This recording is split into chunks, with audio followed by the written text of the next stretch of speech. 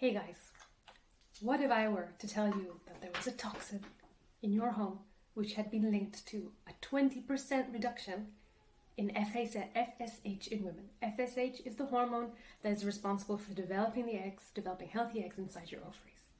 Not only that, but in men, this toxin has been linked to a 30% reduction in sperm count, as well as reductions in sperm motility and sperm deformities. I would imagine you would be very concerned and you would go to any lengths to get rid of this so that you have the best chance at having a healthy pregnancy and a healthy baby. Well, I have some good news for you because there is no such toxin. However, there is something that is very actionable, something that you can start taking action today to resolve. And that thing is lack of sleep. Let me explain.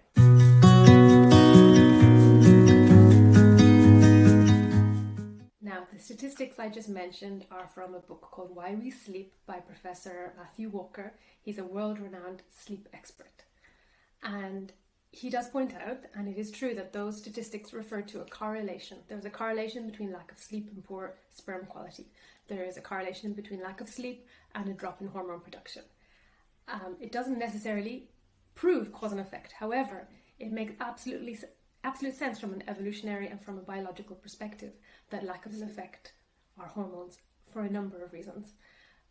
Reproduction is programmed to happen at times of abundance and at relatively peaceful times. If our body is in survival mode, if we're barely getting by, if we are lacking nutrition, and if we are lacking rest, it makes sense that the body will not invest in activities like reproduction and that it will prioritize just getting by. Now, I more than appreciate that getting more sleep might be a lot easier to say than it is to do. That's why I'm going to encourage you just to take baby steps in the right direction. You do not need to be perfect. You do not need to be ideal physical specimen in order to have a baby. You just need to shift the dial a little bit in that direction, and hopefully that little shift will be enough to get you pregnant in your next cycle. And if it's not, we'll take another little shift and hopefully that will get you where you need to go. Now let's take a look at 3 ways in which lack of sleep can affect your fertility. Way number 1. When you enter deep sleep, particularly in the first part of the night from about 11 p.m. till 2 a.m., your pituitary gland kicks in, and your pituitary gland produces hormones that help to regulate your reproductive system.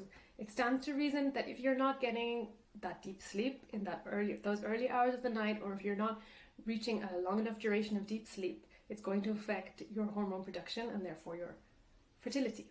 Now, interesting enough, in Oriental medicine, there is also a 24-hour clock reflecting the circadian rhythms, reflecting the times at which the ki passes through the various organs of the body. And in those early hours of the night, it's a crucial time for the liver organ, and the liver is partly responsible for regulating the quantity of blood in the body, and is intimately related with reproduction and our menstrual cycle, with being able to gather enough blood to produce menstruation or to line our uterus in preparation for a baby. So in Oriental medicine, it has been long known that sleep in these early hours of the night is crucial for our reproductive health. The second way in which lack of sleep can affect your fertility is that when you lack sleep during the day, you're going to have more cortisol, more of the stress hormone in your system, which has been correlated with 30% less activity in women with high cortisol levels compared to women with more normal cortisol levels. And it's also related to what we call sympathetic activity. What's that? Well, our nervous system can basically be in 2 modes, either rest, repair, rest and digest, or fight or flight, fight, freeze, as it's called. We are evolutionary designed to spend most of our time in rest and digest, building tissues and repairing tissues and tasks such as digestion and reproduction. But modern life has kind of shoved us in the opposite direction. We're more likely to be in the sympathetic state, especially if you have a high level of stress in your life or if you have a history of trauma. You can more easily shift into sympathetic state, and this is not conducive to ideal reproductive health. It diverts our energy to survival, sending blood flow to our muscles to run away from a threat, for example. And So lack of sleep can be detrimental to your fertility in that sense as well. And the third way I'm going to talk about how lack of sleep affects fertility is that, as well as the action on your nervous system, as well as the action on your reproductive hormones and your stress hormones, there is also a slew of other physiological responses to lack of sleep which affect your overall health and as a consequence are going to affect your fertility. We're talking about things like blood pressure, metabolic fitness, insulin resistance, and your immunity are all compromised by lack of sleep. So it's really a systemic problem, and it's one that there are plenty of techniques and methods out there to address. So it's a huge opportunity. If you only do one thing for your fertility, I would encourage you to address your sleep first and foremost. It's going to have a knock-on effect on your mood, if only so that you feel better in this really challenging time of your life. But it has been shown to be connected as well to your reproductive health. Now, you most definitely cannot will yourself to go to sleep. You all know all too well that sensation of lying awake at night. Maybe you're worried, maybe you're going through IVF treatment, maybe you've been trying for months and nothing's happening, maybe you have conflict in your marriage because of that. And you know you should be sleeping for your health. And even knowing that makes it even more difficult to fall asleep. So what I want you to remember is that when we have trouble with sleep, we're not going to address it through our minds. Our willpower and our thought processes are just going to keep us in that alert and awakened state. So we're going to address it through the body. The body has built-in systems to promote sleepiness and to keep us asleep. So we are just going to try to get out of the way and let those systems work in the best way that we can. So how does your body know when it's time to sleep? The first way is through light. You have receptors in your retina which communicate into your brain, into your internal circadian clock in your brain, the time of day, and that program you to fall asleep at a certain time. When you wake up in the morning and you're exposed to light, preferably natural sunlight, you kick in a boost of cortisol in your system. And once that boost in energy and alertness kicks in, that sets a timer for it consequently to go off at night. And at night, you're going to shift from the cortisol peak, it will gradually decline, and then you will have a peak in melatonin, which is we can call a sleepiness hormone. So what you want to do is you want to be getting outside as early as you can in the morning. If you wake up at 7 a.m., by 7:30, I hope you can get outside and spend 10 or 15 minutes. If you can combine this with another self-care practice, it could be a really wonderful way to start your day. For example, you can combine it with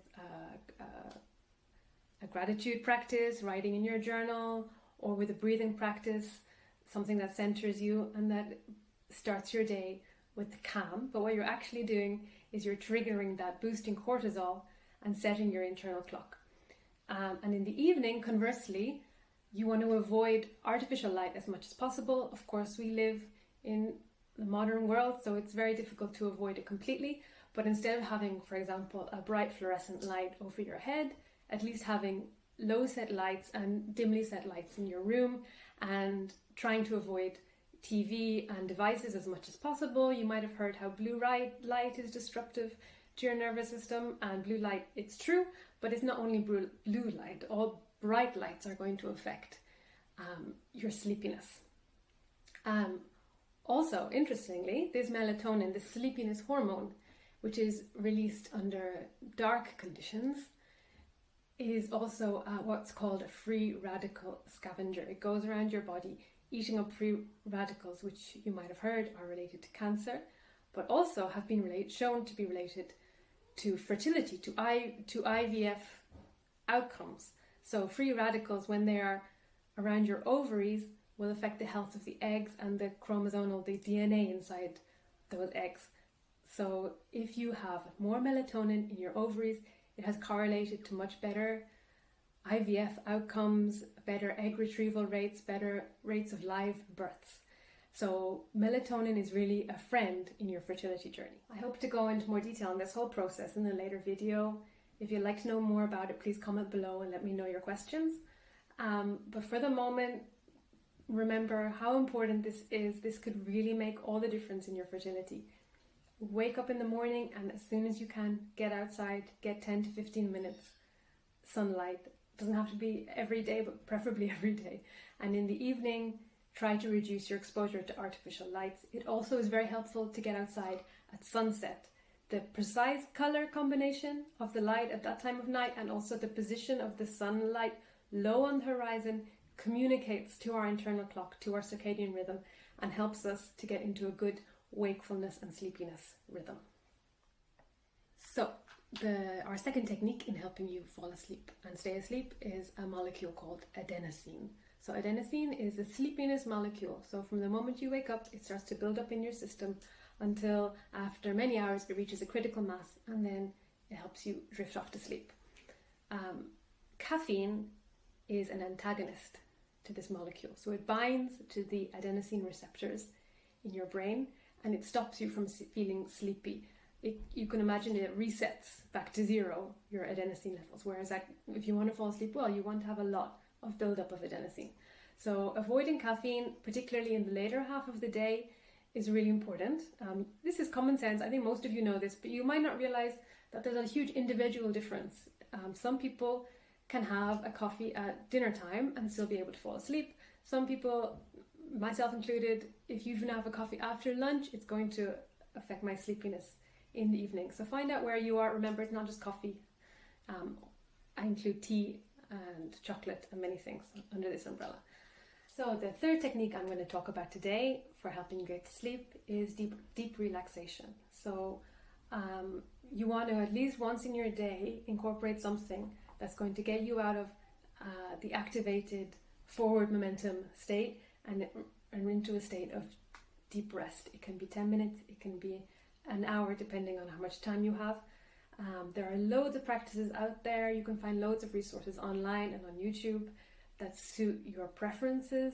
I like to practice something called yoga nidra, which is called the kind of yogic sleep where you progressively relax each part of your body and get in touch with a profound sense of peace inside your body. But you can also practice breathing exercises, you can practice gentle movement, you can take a bath, you can take a kind of a mindful walk. There are a ton of things that you can do, but I just want you to try to incorporate one conscious, restful practice to help you switch into a more easeful state in preparation for sleep. And last thing for today, guys, I am an acupuncturist, so I would be remiss if I didn't mention one technique from acupuncture which can help with sleep and can help switch you into this deep, relaxed state. So this does involve a small purchase. I will link below some links where you can find this. This is called moxa. So in acupuncture, we use this herb, mugwort, and we burn it on the skin to warm the area, which triggers various physiological responses. Maybe I'll go into them later, but you can purchase this kind of stick-on moxa online, and I'm going to be recommending it in a lot of my videos. It's a great self-care practice. It's very, very popular here in Japan. And how it works is you just light here, like you would light a cigarette, and you just locate the acupuncture point and you stick it on. That's it. So the point I will be sharing to you today is very simply located right here in the middle of the heel of your foot. So you are going to stick, first of all, you light the moxa and you stick it here and you wait for this to burn all the way down to the bottom. If you find it very, very hot, you can remove it at any moment, but in general, it should just get nice and warm and you can let it burn all the way to the bottom and cool off. It's not going to leave a burn or anything like that. There's a very strong layer here at the bottom to protect your skin. Alright guys, that's all for today. Thank you so much for listening. Just remember that your body is doing its absolute best. Your body is not broken. Your body is always seeking harmony and seeking to do the best it can with the resources that it has. So the more that you can adjust your routine, adjust your thoughts, adjust your environment to send messages of safety to your body, to send messages that there is enough, that there's abundant rest, there's abundant nutrition. Your body will respond, and I believe that it will have a profound effect on your reproductive health. Thank you for listening.